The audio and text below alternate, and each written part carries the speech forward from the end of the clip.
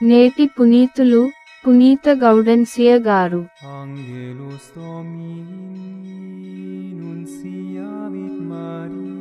మీ విశ్వాసము అట్టి పరీక్షలను ఎదుర్కొనుట వలన మీకు సహనము చేకూరును. అప్పుడు మీరు పరిపూర్ణులై సమగ్రతను పొందగలరు. సోమవారం, ఫిబ్రవరి 12, 2024.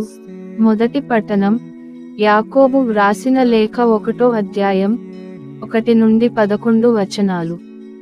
దేవునికి, యేసు క్రీస్తు ప్రభువునకు సేవకుడు యాకోబు నుండి, ప్రపంచమందంతట చెదరియున్న 12 గోత్రముల వారికి శుభాకాంక్షలు. నా సోదరులారా, మీరు పలువిధములైన పరీక్షలను ఎదుర్కొనున్నప్పుడు మిమ్ము మీరు అదృష్టవంతులుగా ఎంచుకొనుడు. ఎట్లనా, మీ విశ్వాసము అట్టి పరీక్షలను ఎదుర్కొనుట వలన మీకు సహనము చేకూరును. కాని మీ సహనము విఫలము కాక, తుదివరకు మిమ్ము తీసుకుని పోవునట్లు చూచుకొనుడు. అప్పుడు మీరు ఏ కొరత లేక పరిపూర్ణులై సమగ్రతను పొందగలరు. కాని మీలో ఎవరికైనా వివేకము కొరతగా ఉన్న ఎడల, అతడు దేవుని అడుగవలను, ఆయన దానిని ప్రసాదించును.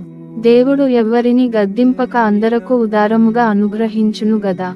కాని అతడు విశ్వాసముతో అడుగవలెను, ఏ మాత్రము అనుమానింపరాదు. అనుమానించు వాడు గాలిచే అటు నిటు కొట్టుకొను సముద్ర తరంగము వంటివాడు. అట్టివాడు ప్రభువు నుండి ఏమైనా పొందగలనని తలంపరాదు. వాడు ద్విమనస్కుడు, చపల చిత్తుడు.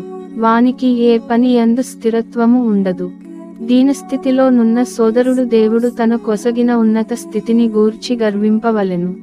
ధనికుడైన సోదరుడు తన దీనస్థితిని గూర్చి గర్వింపవలెను. ఏలన గడ్డిపువ్వు వలె ధనికుడు గతించిపోవును. ప్రచండమగు ఉష్ణముతో సూర్యుడు ఉదయించి మొక్కలను మార్చివేయును. వాని పువ్వు నశించును, దాని సౌందర్యము అంతమొందును. అట్లే తన సొంత వ్యవహారములందు మునిగియుండు ధనికుడు నశించును. ఇది ప్రభువు వాక్కు.